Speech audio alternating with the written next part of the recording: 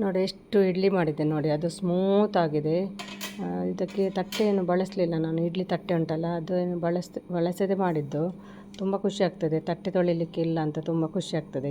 ಕೆಲಸ ತುಂಬ ಈಸಿ ಆಗ್ತದೆ, ಬೇಗನೆ ಆಗ್ತದೆ ಮತ್ತು ತುಂಬ ಸ್ಮೂತಾಗಿ ಬರ್ತದೆ. ನಾವು ತಟ್ಟೆಯಲ್ಲಿ ಮಾಡಿ ಸ್ವಲ್ಪ ಹಾರ್ಡ್ ಬರ್ತದಲ್ಲ, ಇದು ಸ್ಮೂತಾಗಿ ಕೂಡ ಬರ್ತದೆ.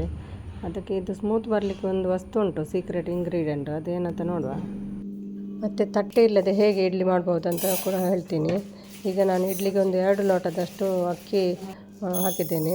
ಅದೇ ಲೋಟದಲ್ಲಿ ಒಂದು ಅರ್ಧದಷ್ಟು ಉದ್ದಿನಬೇಳೆ, ಚೂರು ಜಾಸ್ತಿ ಹಾಕಿ ಸಾಕು. ಕೆಲವರು ಮುಕ್ಕಾಲು ಹಾಕ್ತಾರೆ, ನಾನು ಇಷ್ಟೇ ಹಾಕಿದ್ದೇನೆ. ಅರ್ಧಕ್ಕಿಂತ ಒಂದು ಚೂರು ಜಾಸ್ತಿ ಇದೆ. ಅದನ್ನು ವಾಶ್ ಮಾಡಿ ಒಂದು 2-3 ಗಂಟೆ ನೆನೆಯಲ್ಲಿ ಇಡಬೇಕು. ನಾನು ಉದ್ದಿನಬೇಳೆ ಬೇರೆ ಅಕ್ಕಿ ಬೇರೆ ಹಾಕಿದ್ದೇನೆ. ಈಗ ಒಂದು 2-3 ಗಂಟೆ ಆಗಿದೆ. ಈಗ ನಾವು ಮಿಕ್ಸಿ ಹಾಕುವಾಗ ಆವಾಗ ಇದು ಅವಲಕ್ಕಿ ಉಂಟಲ್ಲ, ಅವಲಕ್ಕಿಯನ್ನು ನಾನು ಅದೇ ಲೋಟದಲ್ಲಿ 1 ಲೋಟ ಅವಲಕ್ಕಿ ತಗೊಂಡಿದ್ದೇನೆ. ಅದು ನಾವು ಕಡಿಯೋ ಟೈಮಲ್ಲಿ ನೆನೆಸಿಟ್ಟರೆ ಸಾಕು. ನಿಮಗೆ ಸೀಕ್ರೆಟ್ ವಸ್ತು ಅಂತ ಹೇಳಿದ್ದೆಲ್ಲ, ಇದನ್ನೇ ಹೇಳಿದ್ದು ನಾನು, ಅವಲಕ್ಕಿಯನ್ನು ಹೇಳಿದ್ದು. ಅವಲಕ್ಕಿ ಹಾಕಿದರೆ ತುಂಬ ಸ್ಮೂತಾಗಿ ಬರ್ತದೆ ನೋಡಿ. ಹೀಗೆ ಒಂದು ವಾಶ್ ಮಾಡಿದರೆ ಸಾಕು, ಅದು ಸ್ಮೂತ್ ಉಂಟು ಅವಲಕ್ಕಿ. ಒಂದು ವಾಶ್ ಮಾಡಿ ನೀರು ಹಾಕಿದ್ದೇನೆ ನಾನು. ಈಗ ಕಡಿತಾ ಇದ್ದೇನೆ ರೈಸ್. ಒಂದು ಸಲದ್ದು ರೈಸ್ ನಾನು ಜಾಸ್ತಿ ಹಾಕಿದರೆ ಅದು ಮಿಕ್ಸಿ ಬಿಸಿ ಬಿಸಿ ಆಗ್ತದೆ, ಅದಕ್ಕೆ ಸ್ವಲ್ಪ ಸ್ವಲ್ಪ ಹಾಕೋದು. ಈಗೆಲ್ಲ ಮಿಕ್ಸಿ ಮಾಡಿ ಆಯಿತು, ಅಕ್ಕಿ, ಉದ್ದಿನಬೇಳೆ ಮತ್ತು ಅವಲಕ್ಕಿ ಎಲ್ಲ ಮಿಕ್ಸಿ ಮಾಡಿ ಆಯಿತು. ಕಡಿಯುವಾಗ ಸ್ವಲ್ಪ ಉಪ್ಪು ಹಾಕಿದ್ದೇನೆ ನಾನು. ಕೆಲವರು ನೆಕ್ಸ್ಟ್ ಡೇನೇ ಹಾಕ್ತಾರೆ ಉಪ್ಪು, ನಾನು ಕಡಿಯುವಾಗಲೇ ಹಾಕಿದ್ದು ಉಪ್ಪು. ನೆಕ್ಸ್ಟ್ ಡೇ ಕೂಡ ಹಾಕ್ಬೋದಂತೆ. ಅದಕ್ಕೆ ತುಂಬ ಮಿಕ್ಸ್ ಮಾಡಬೇಕು ಕೈಯಲ್ಲಿ. ತುಂಬ ಎಷ್ಟು ಒಳ್ಳೆ ನಾವು ಮಿಕ್ಸ್ ಮಾಡಿದರೆ ನೆಕ್ಸ್ಟ್ ಡೇ ಒಳ್ಳೆ ಉಬ್ಬಿ ಬರ್ತದೆ. ಅದಕ್ಕೆ ತುಂಬ ಚೆನ್ನಾಗಿ ಕೈಯಲ್ಲಿ ಮಿಕ್ಸ್ ಮಾಡಬೇಕು ಅದನ್ನು ನೋಡಿ. ಇದು ನೆಕ್ಸ್ಟ್ ಡೇ ಬೆಳಿಗ್ಗೆ ನೋಡುವಾಗ ಇಷ್ಟು ಉಬ್ಬಿ ಬಂದಿದೆ. ಈಗ ಇಡ್ಲಿ ಮಾಡುವ. ತಟ್ಟೆ ಬಳಸದೆ ಹೇಗೆ ಇಡ್ಲಿ ಮಾಡೋದಂತ ನೋಡುವ.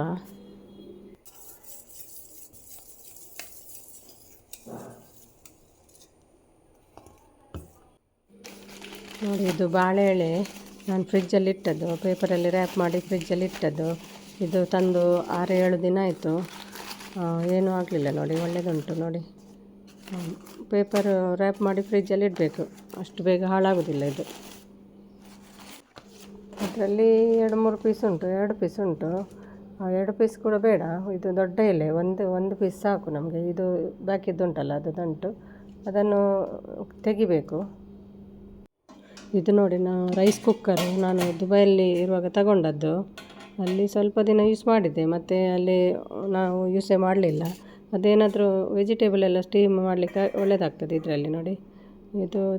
ಇದು ತೆಗೆದ್ರೆ ಮತ್ತು ಅದರ ಒಳಗೆ ನೀರು ಹಾಕಿ ರೈಸ್ ಇದು ಮಾಡ್ಬೋದು. ಸ್ಟೀಮಿಗೆ ಬೇಕಾದರೆ ಇದು ಇಡ್ಬೋದು ನೋಡಿ. ಇದರಲ್ಲಿ ನೀರು ಹಾಕೋದು, ನೀರು ಹಾಕಿ ರೈಸ್ ಹಾಕಿ ಲಿಡ್ ಕ್ಲೋಸ್ ಮಾಡಿದರೆ ಇದಾಗ್ತದೆ ನೋಡಿ. ಹೀಗೆ ಉಂಟದು ರೈಸ್ ಕುಕ್ಕರ್. ಆದರೆ ನಾನು ಜಾಸ್ತಿ ಯೂಸ್ ಮಾಡಲಿಲ್ಲ ದುಬೈಯಲ್ಲಿ.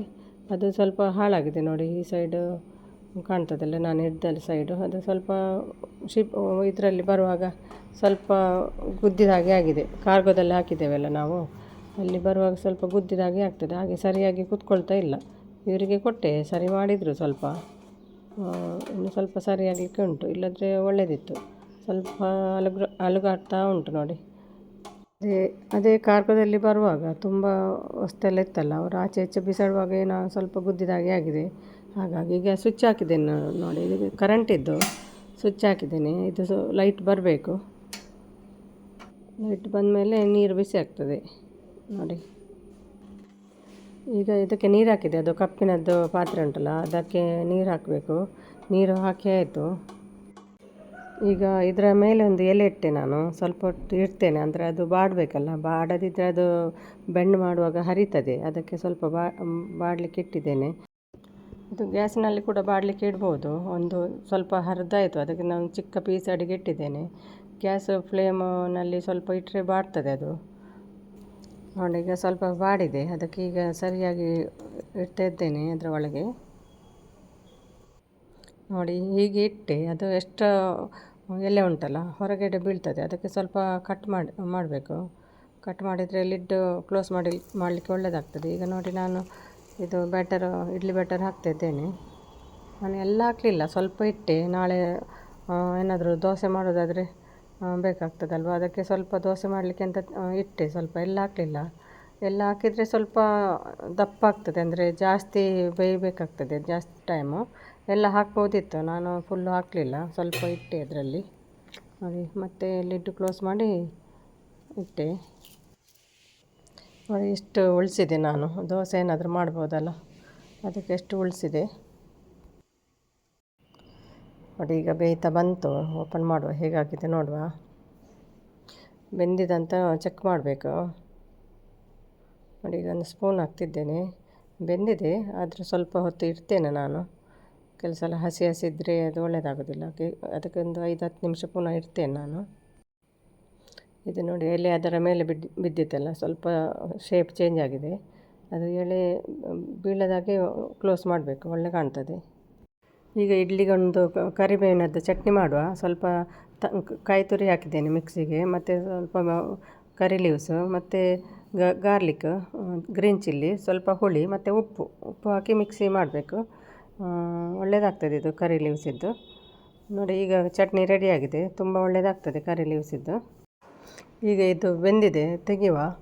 ಬಿಸಿ ಬಿಸಿ ಇರುವಾಗ ತೆಗಿಬಾರ್ದು, ಕೈ ಸುಟ್ಟು ಹೋಗ್ತದೆ. ತಣ್ಣಗಾದ ಮೇಲೆ ತೆಗೀರಿ ನೋಡಿ. ಹೀಗೆ ಆಗಿದೆ. ಸ್ವಲ್ಪ ಎಲೆಲ್ಲ ಸರಿ ಮಾಡಿ ಕ್ಲೋಸ್ ಮಾಡಿದರೆ ಒಳ್ಳೆ ಶೇಪ್ ಬರ್ತದೆ ನೋಡಿ. ಇಂಥದ್ದೊಂದು ಶಾರ್ಪ್ ಇದ್ದೊಂದು ಲೋಟ ಬೇಕು ಇದಕ್ಕೆ. ಈಗ ಹೀಗೆ ಪ್ರೆಸ್ ಮಾಡಿದರೆ ನಮಗೆ ಇಡ್ಲಿ ಶೇಪಲ್ಲಿ ಬರ್ತದೆ. ಇಲ್ಲದ್ರೆ ಕಟ್ ಕೂಡ ಮಾಡ್ಬೋದು, ನೀವು ಪೀಸ್ ಕೂಡ ಮಾಡ್ಬೋದು. ಇಡ್ಲಿ ಶೇಪ್ ಬೇಕಾದರೆ ಯಾರಾದರೂ ಗೆಸ್ಟ್ ಬಂದರೆ ಈ ಥರ ಮಾಡಿ ನೀವು. ಇಡ್ಲಿ ಥರನೇ ಆಗ್ತದೆ, ತಟ್ಟೆಯಲ್ಲಿ ಮಾಡಿದ ಇಡ್ಲಿ ಥರನೇ ಆಗ್ತದೆ ನೋಡಿ. ಅದಕ್ಕೆ ಶಾರ್ಪ್ ಇದು ಬೇಕು, ಲೋಟ ಬೌಲ್ ಇದ್ದರೂ ಕೂಡ ಆಗ್ತದೆ ಶಾರ್ಪ್ ಇದ್ದು, ಅಂಥದ್ದು ಬೇಕು ನೋಡಿ. ಎಷ್ಟು ಸ್ಮೂತ್ ಆಗಿದೆ ನೋಡಿ, ಅವಲಕ್ಕಿ ಹಾಕಿದ್ದು ತುಂಬ ಸ್ಮೂತ್ ಆಗಿದೆ. ಕೊನೆಗೆ ಏನು ಮಾಡಬೇಕಂತ ಹೇಳ್ತೀನಿ ನಾನು. ಈಗ ಎಲ್ಲ ರೌಂಡ್ ಮಾಡಿ ತೋರಿಸ್ತೀನಿ ನಿಮಗೆ ಹೇಗಾಗಿದೆ ಅಂತ. ಪುನಃ ಏನು ಮಾಡಬೇಕಂತ ಹೇಳ್ತೀನಿ